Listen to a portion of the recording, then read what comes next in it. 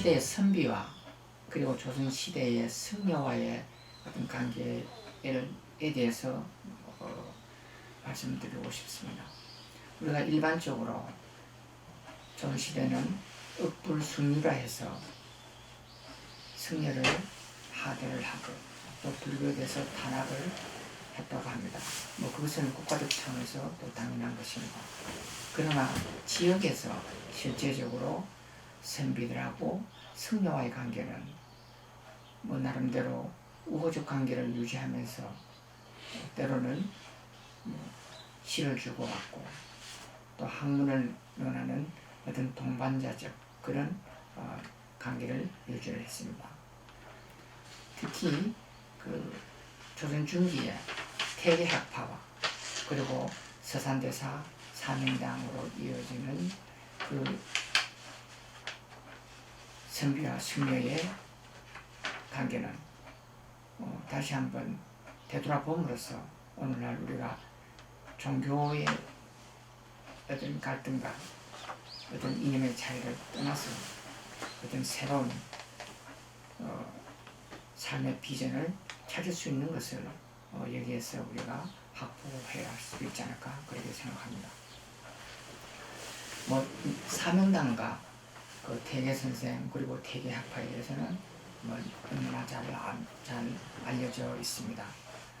그러나 서산대사와 태계선생이 어떤 관계였는지에 대해서는 거의 대부분은 또 모릅니다.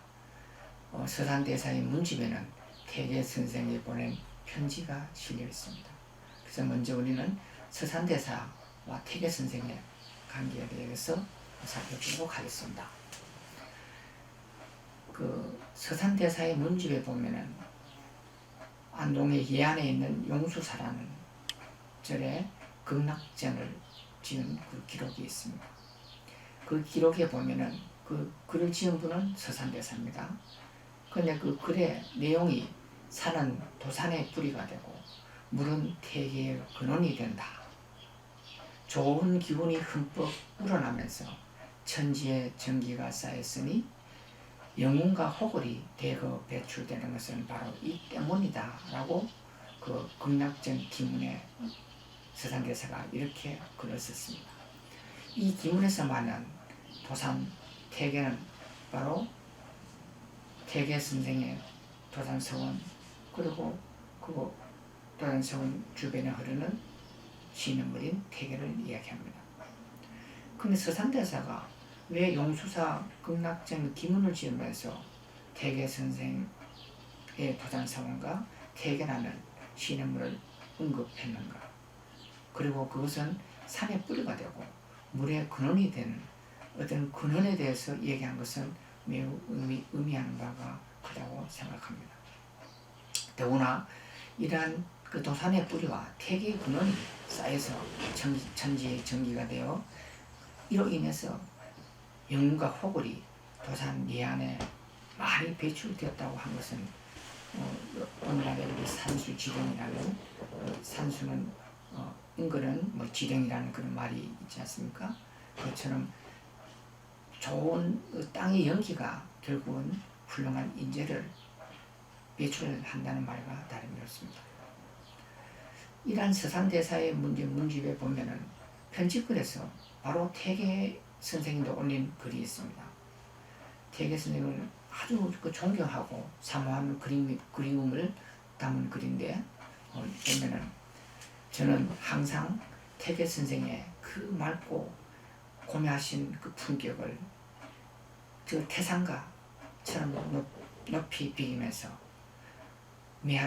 고매한 매화를 바라보듯 그리고 해바라기가 태양을 향해서 돕듯이 선생을 그리워하면서 하루도 그리워하지 않은 적이 없습니다. 그런데 갑자기 선생께서 보낸 아주 귀중한 그 시를 받고 보니 마치 큰 보배로운 구슬을 얻은 것 같아서 선방에 걸어놓고 늘 감상하고 있습니다. 더군다나 선생께서 글자를 또 보내주시는데 글자가 아주 단아하고 고들 뿐 아니라 그 글씨에 담긴 뜻이 그 울림이 메아리처럼 밝아서 저에게 마음을 어떻게 써야 되는가 하는 규범을 보여주시는 것 같아서 더욱 깊은 마음에 어떻게 살아야 될지 모르겠습니다. 이 승려로서 더군다나 이때 서산대사는 40을 넘긴 이미 당대의 고승으로서 조선을 대표하는 선생이었습니다. 그럼에도 불구하고 태계 선생 앞에서는 자신을 낮추고 하는 그런 것이 어떻게 보면 스승과 제자의 관계처럼 사제의 어떤 그런 정을 느낄 수 있을 만큼 두 분 사이에 어떤 정신적 교류가 이 한 편의 짧은 편지 속에서 우리가 느낄 수가 있습니다. 뿐만 아니라 서산대사는 태계 선생인데 또 시를 지어서 바칩니다. 그 시를 보면은 그 복희의 처음으로 주역의 개를 그은 복희시의 그 수와 이치는 천지인의 주인이고, 그리고 공자님의 그 인의예지의 가르침은 만대의 스승입니다. 그 충성과 용서함, 그리고 공경, 또 성실함, 이것을 이미 복희와 공자 그리고 충서의 그런 정신을 태계 선생님께서 이미 통달했으니 선생이야말로 해동의 이 천지에서 한 대장부입니다. 이렇게 대장부로서 태계 선생을 빗댔습니다. 대장부는 명장에도 나오지만은 특히 노자 같은 데서는 천지와 그 덕이 합체가 되고, 그리고 1월과 해와 달과 그 밝음이 합체가 되고, 그리고 귀신과 그 어떤 신명이 합치되는 그런 존재를 우리가 대장부 남아라고 하는데, 살아있는 태계를 마치 신과 같이 이렇게 높이 평가를 했습니다. 그러나 서산대사가 얼마나 태계 선생을 존모했는가라는 것은 이 시를 통해서 알 수가 있습니다. 물론 태계 문집에는 서산대사와 관련되는 글이 전해지지 않습니다. 그것은 태계 문집을 편집할 때에 제자들이 아마 불교와 관련되는 것은 유자로서의 조금 선생의 덕에 흠이 될 것을 판단을 해가지고 의도적으로 뺐을 것입니다. 그러나 서산대사 문집에 남은 이 편지와 시와 글을 통해서 태계 선생과 서산대사의 그 만남과 교류가 보통이 아니었다라는 것을 우리가 쉽게 추측할 수가 있습니다. 그러면 서산대사의 제자인 사명당과 그리고 태계 선생의 제자였던 서예라든가 이런 분들하고 대를 이어서 또 교류가 어떻게 이어졌는지 살펴보도록 하겠습니다.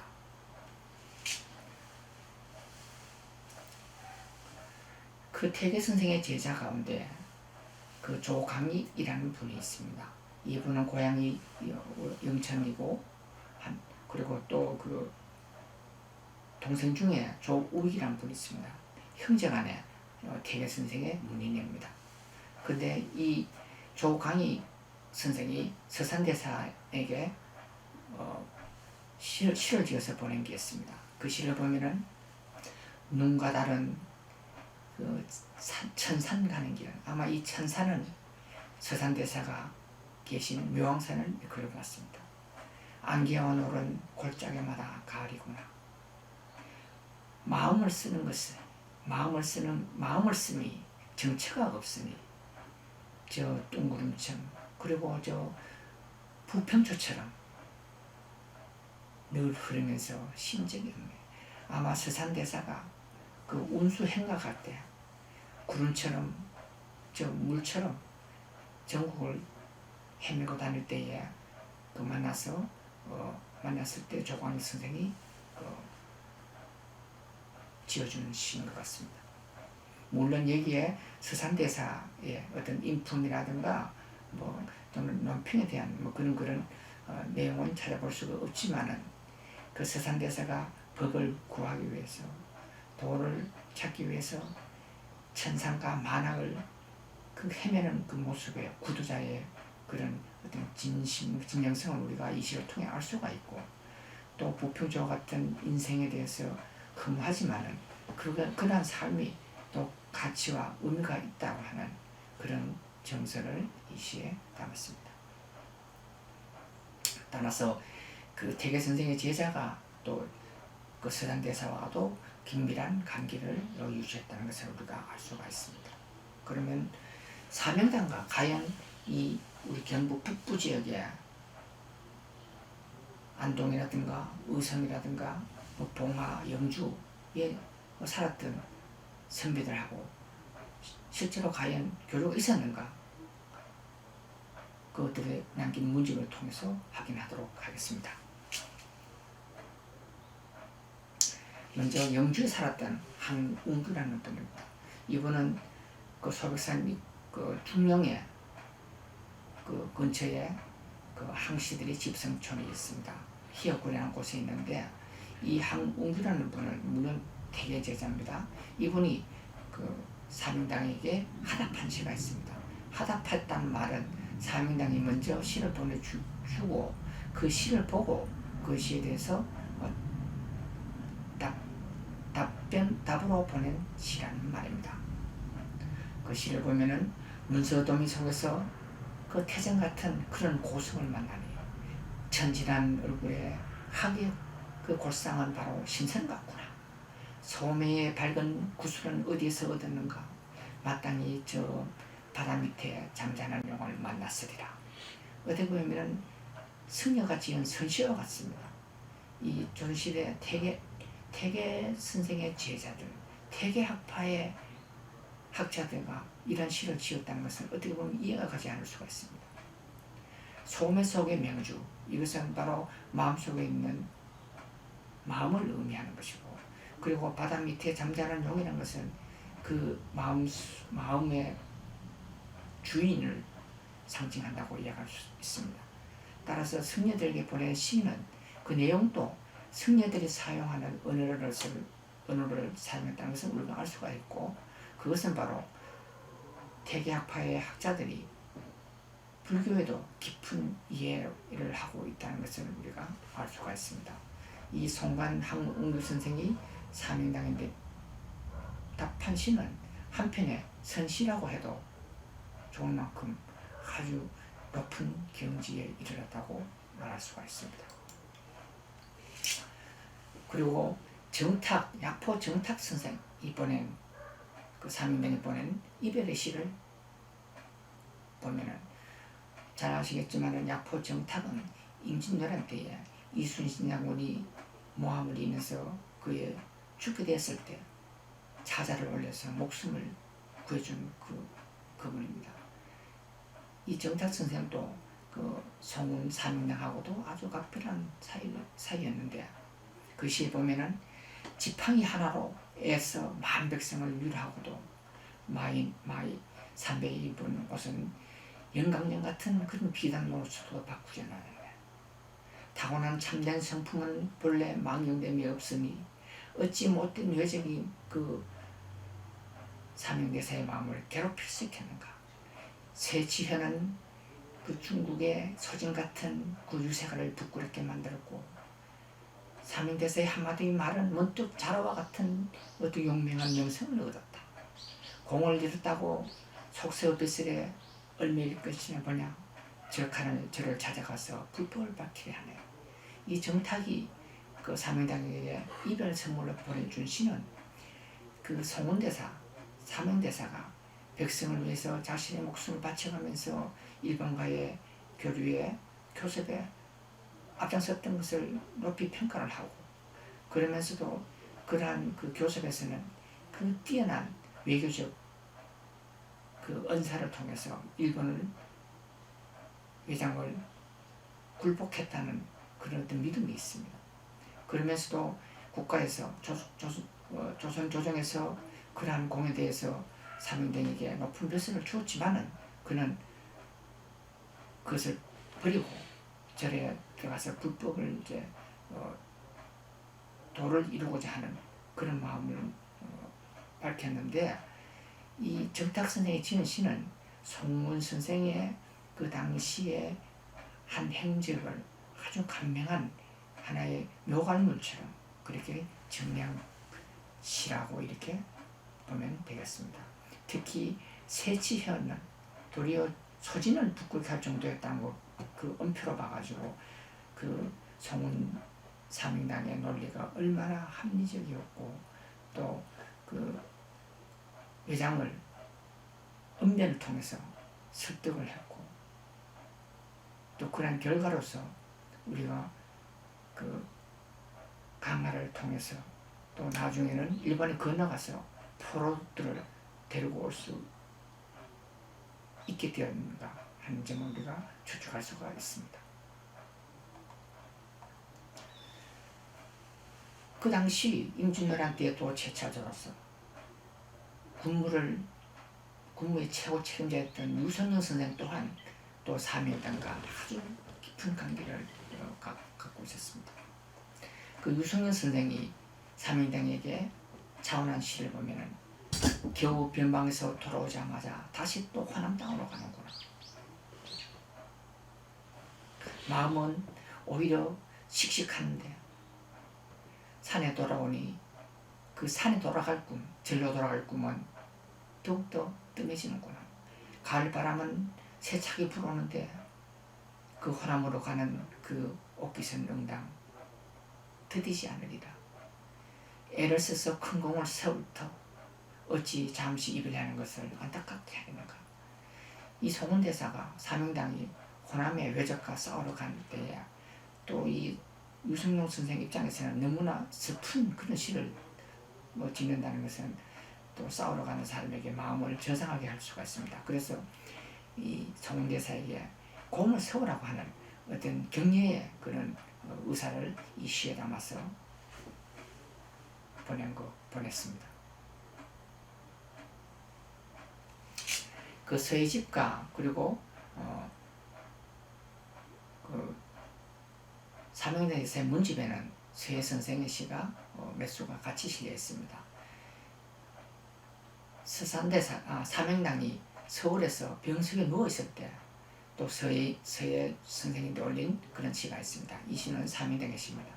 한 번 전장의 변방에 떨어진 뒤로 7년이 되도록 아직 돌아가지 못했구나. 북소리가 가을 꿈에 희미하게 들리는데 서울에 있으면서도 안부 편지가 뜸하네. 거울 속의 얼굴은 예전과 달라지고 예전과 다른데 걱정과 시름 속에 세월만 드디게 흘러가는구나. 내일 아침 한강물을 건너가려니 쓸쓸한 마음에 길 또한 서로가 어긋나겠구나. 그 임진왜란의 그 전쟁 통해서 만나고 싶어도 만나지 못하는 그런 안타까운 마음. 그것도 병석에 있으면서도 병석에 있으면서도 서해성공이 서해가 그리워서 시를 지어서 보냈습니다. 여기에 북을 치고 그런 모습, 이 북이란 것은 어떻게 보면 전쟁이 아직 끝나지 않은 데 대한 어떤 그 사회 대장부로서의 그 의지가 이 북 속에도 담겨가 있다고 볼 수가 있습니다. 그 송은대사 사명당이 그 업적 중에서 가장 큰 것은 아무래도 임난때 초기에 그 외교적 어떤 그런 큰 성과보다는 정유재난 이후에 일본으로 건너가서 그 일본의 포로로 끌려간 우리 조선의 백성들을 데리고 온 일입니다. 그 사명당이 일본으로 갈 때에 대개학파의 근복관하는 또 학자는 다음과 같은 시를 지으면서 송은대사를 전송을 합니다. 사직의 안위가 늙은 승리에게 의지를 하니 만리 파단을 작은 배 하나로 건너가느라 조정의 청량이 아주 노숙하겠지만은 그러나 이 사명당의 천고의 기이한 이야기는 못 읽을까 두렵구나. 이 사명당 선생의 그 이야기 중에서 외장을 만나서 하는 이야기가 전해지는 게 있습니다. 일화가 가서 그 회장이 조선에서 가장 보물로 이기는 것이 무엇입니까? 라고 이제 사명당에게 물으니까 사명당이 생각을 하다가 보물은 조선에서 보물은 다른 게 아니고 바로 당신의 목입니다. 라고 하는 아주 유명한 이야기 있지 않습니까? 그때 그 회장이 처음에는 깜짝 놀랐지만은 그러나 이제 껄껄껄 웃으면서 위기를 이제 모면했다는 이야기가 있는데 이 사명당이야말로 뭐 세치혀로 표현했지만 그 한마디 말이 일본의 전 열도를 뒤엎었다고 해도 감이 아닐 것입니다. 태계의 제자 중에 건위라는 분이 있습니다.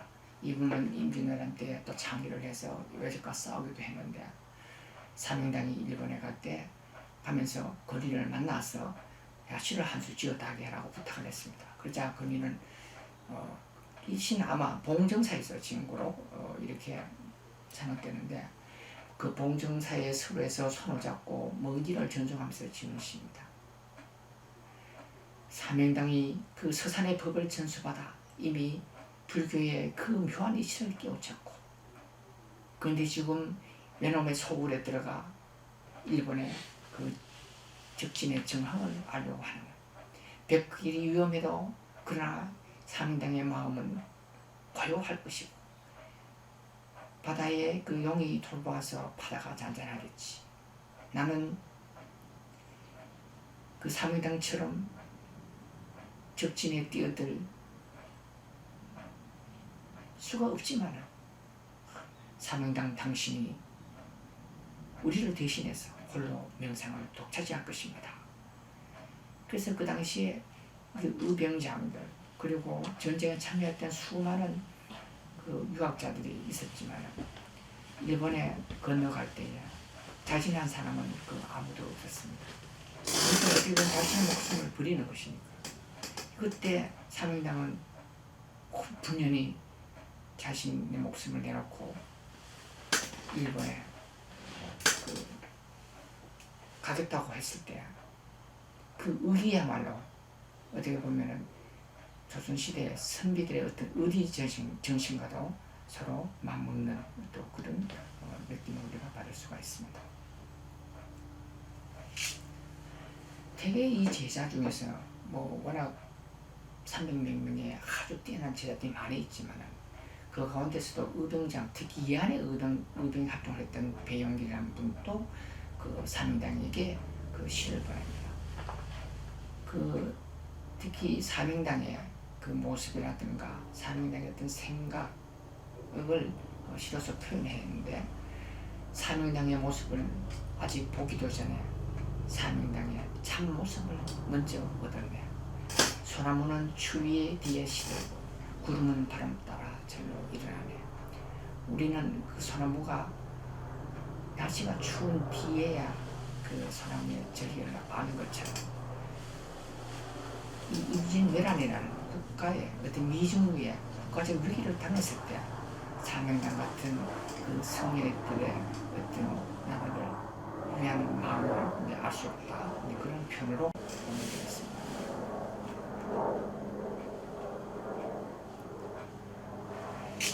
근데 이러한 그 사명당가 교류한 분 중에 의성에서도 또 훌륭한 성벽이 있었습니다. 바로 그 의성 산원에 그 영천리 시대 집승촌던 산원에 살았던 경정 이민성입니다. 이 경정 이민성은 동생인 장암 이민한과 함께 임진왜란 때 아주 큰 역할을 했고 또 정유재난 때도 뭐 창의를 했던 이 지역을 대표하는 학자입니다. 아마 그 송은제사 사명당이 봉정사를 거쳐서 의성의 금성산에 있는 수정사에 아마 머물렀던 것 같은데 이때 이민성과 만나가지고 시를 주고받았습니다. 이민성 선생이 그 사명당에게 보낸 시는 보면은 그 사명당 당신은 여산 밖을 나서지 않았으나 세상에서 모두 당신에게 기이하는 것이 그 아주 등나무 수표가 같습니다. 대사께서 설령 때에 따라 응대하더라도 그 바르고 고든 그 변치 않은 마음은 부디 전혀 변하지 않을 것입니다.